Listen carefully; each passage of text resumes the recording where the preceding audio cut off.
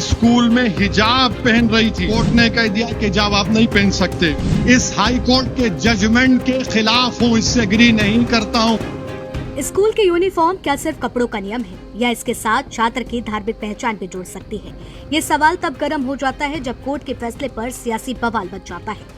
दरअसल स्कूल में यूनिफॉर्म को प्रायोरिटी देते हुए हाई कोर्ट ने हिजाब पर रोक लगा दी है।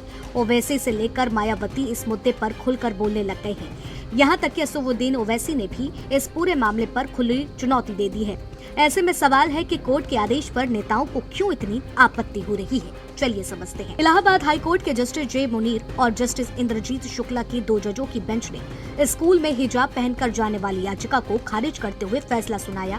कोर्ट ने कहा, याचिका दाखिल करने वाली छात्रा यह साबित नहीं कर पाई कि हिजाब पहनना उसके धर्म का ऐसा जरूरी हिस्सा है जिसके बिना उसकी आस्था पर खतरा पैदा हो जाएगा, इसलिए स्कूल में हिजाब पहनने की इजाजत नहीं दी जा सकती।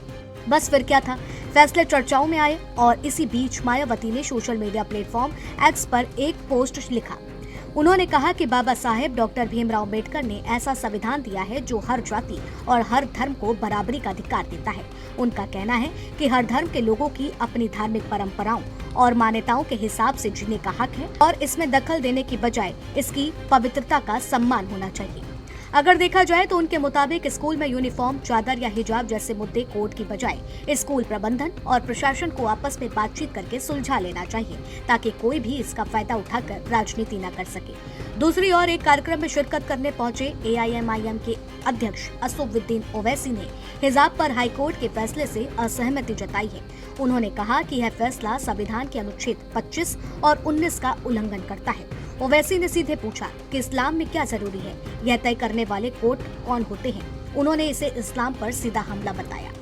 आज इलाहाबाद हाई कोर्ट का जजमेंट आया, हमारी एक बेटी स्कूल में हिजाब पहन रही थी। हिजाब पहन के कोर्ट ने कह दिया कि हिजाब आप नहीं पहन सकते। मैं इस हाई कोर्ट के जजमेंट के खिलाफ हूं, इससे एग्री नहीं करता हूं। क्यों? क्योंकि साबरीमाला केस सुप्रीम कोर्ट में चल रहा है और supreme court reserve for judgement है। इलाहाबाद हाई कोर्ट के फाजिल जजेस को अपना जजमेंट रोकना चाहिए था। जब supreme court is seized of that matter, 9 जजेस ये डिसाइड कर रहे हैं। क्या डिसाइड कर रहे हैं? कि एसेंशियल क्या है, what is essentiality, what is essential, और फिर क्या रिलीजियस जो हमारी इबादतें हैं वो भी प्रोटेक्ट करेंगे नहीं करेंगे। और आज का फैसला ये भारत की आईन की दफा 25 और 19 के खिलाफ है। अब सवाल यह है कि कोर्ट ने ऐसा फैसला क्यों दिया, छात्रा की दलील क्या थी और अदालत ने उसे क्यों नहीं माना। बता दें कि प्रयागराज के निजी स्कूल की छात्रा ने हाईकोर्ट का दरवाजा खटखटाया था। मांग की थी कि स्कूल के निर्धारित यूनिफॉर्म के साथ उसे हेड स्कार्फ पहनने की इजाजत दी जाए, यानी कि हिजाब पहनने की अनुमति मिले। छात्रा का कहना था कि वह कक्षा 6 से और 10 तक स्कूल में स्कार्फ पहन करके आती रही है और उस दौरान स्कूल की तरफ से कोई आपत्ति नहीं की गई। उसने पुराने पहचान पत्र और ग्रुप फोटो का भी हवाला दिया। लेकिन जब कक्षा 11 में दाखिले का सवाल आया तो स्कूल की मौजूदा यूनिफॉर्म नीति के मुताबिक हेड स्कार्फ की अनुमति नहीं दी गई। उसकी दलील थी कि मुस्लिम शिया समुदाय से होने के कारण सिर ढकना उसके धार्मिक आचरण का हिस्सा है। लेकिन हाईकोर्ट के सामने सबसे बड़ा सवाल ये था कि क्या स्कूल की यूनिफॉर्म के साथ हेड स्कार्फ पहनना ऐसा अनिवार्य धार्मिक आचरण है जिसे स्कूल के ड्रेस कोड से ऊपर रखा जाए। अदालत ने कहा कि छात्रा की ओर से ऐसा ठोस प्रमाण पेश नहीं किया गया जिसमें यह साबित हो सके कि स्कूल में हेड स्कार्फ पहनना इस्लाम की ऐसी अनिवार्य धार्मिक प्रथा है जिसके बिना धर्म का पालन संभव नहीं है। यही वजह रही कि धार्मिक स्वतंत्रता की दलील को अदालत ने इस मामले में स्वीकार नहीं किया।